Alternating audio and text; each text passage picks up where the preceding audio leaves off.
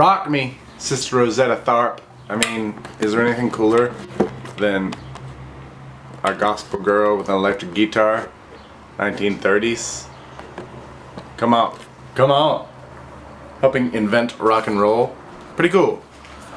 Singing for the Lord, no less. God bless.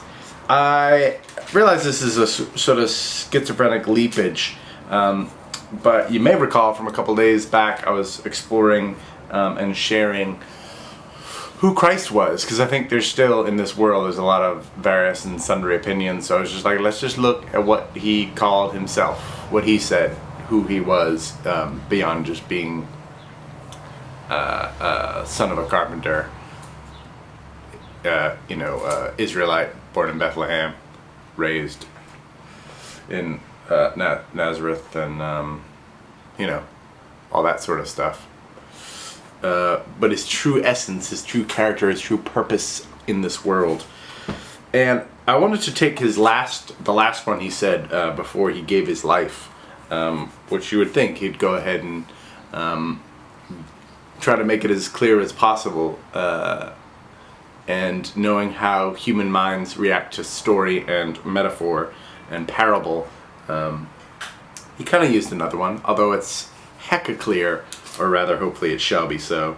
John 15, I'm just going to read go 1 through 8 today, and then move on from there tomorrow in Vine Life Part 2.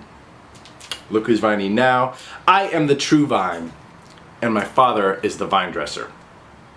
Every branch in me that does not bear fruit, he takes away.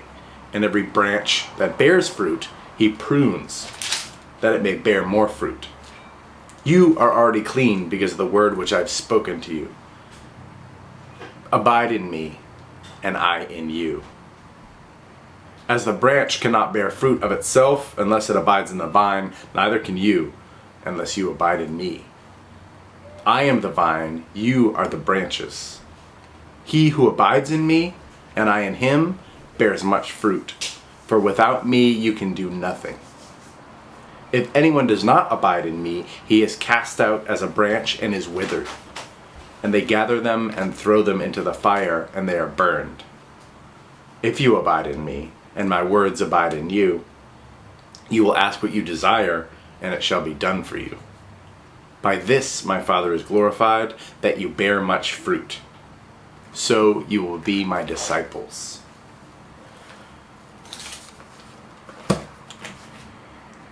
One of the first things I noticed, kind of being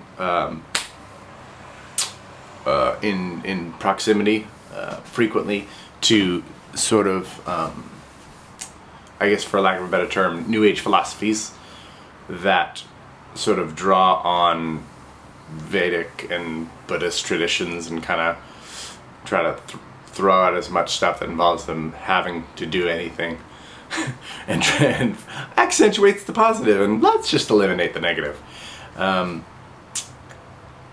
There's a deep similarity here where God is the root of all things. Christ is God reaching out into the world. We are privileged, blessed to draw near or to grow out from that branch that is of God and also of ourselves. And indeed it's the cleaving we're always seeking, and it's almost the God here is that collective consciousness, void,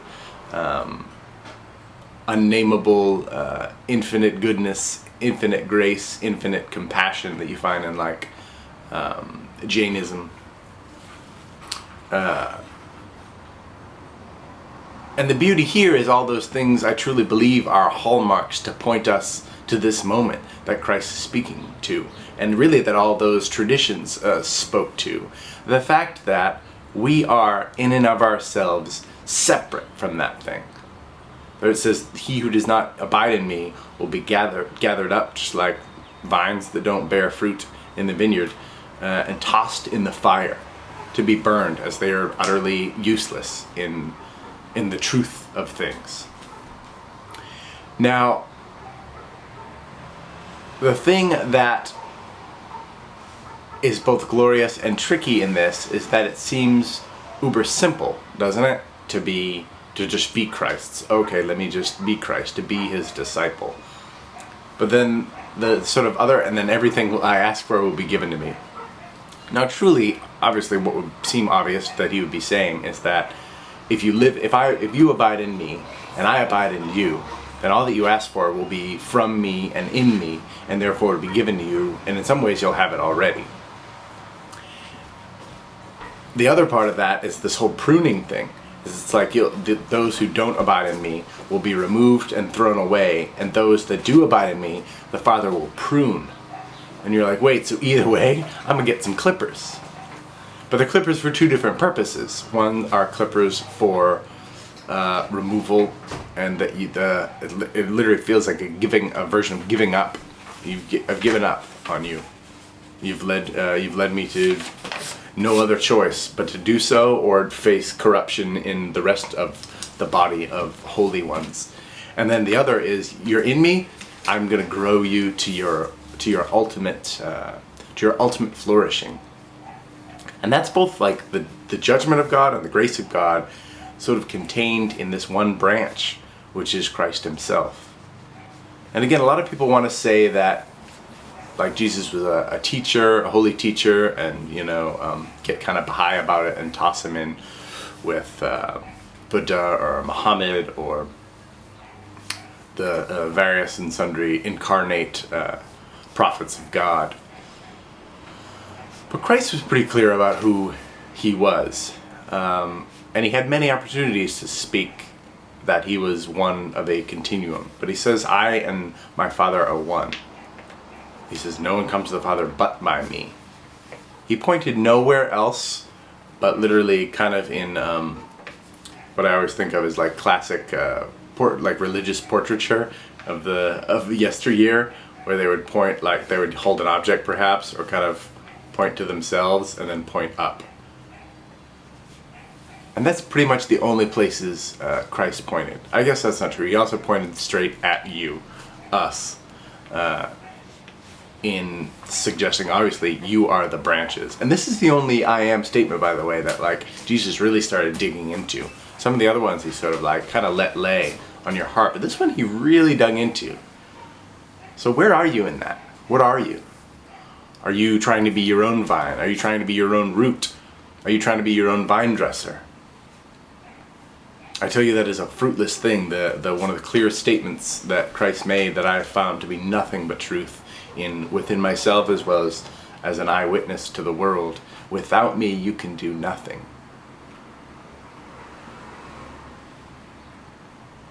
So where are you?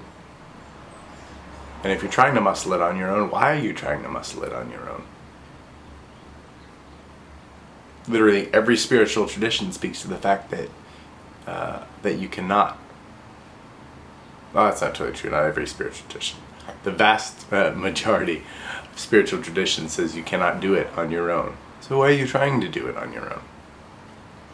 You were literally created to be linked to, enriched by, grown and tended and shaped by the hands that made us,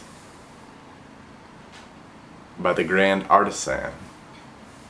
So what is your resistance to being part of that? Is it as a fierce individualistic streak, which I can totally relate to? Is it that you don't like the pruning part? Is it that you just don't like being bossed around and being told how you have to do anything?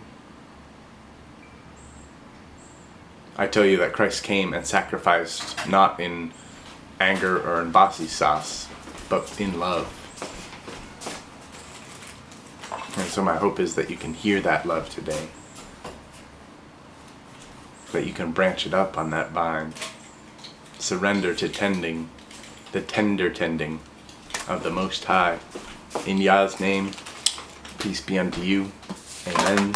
Selah. And I'll see you here tomorrow for some more vine life. Done!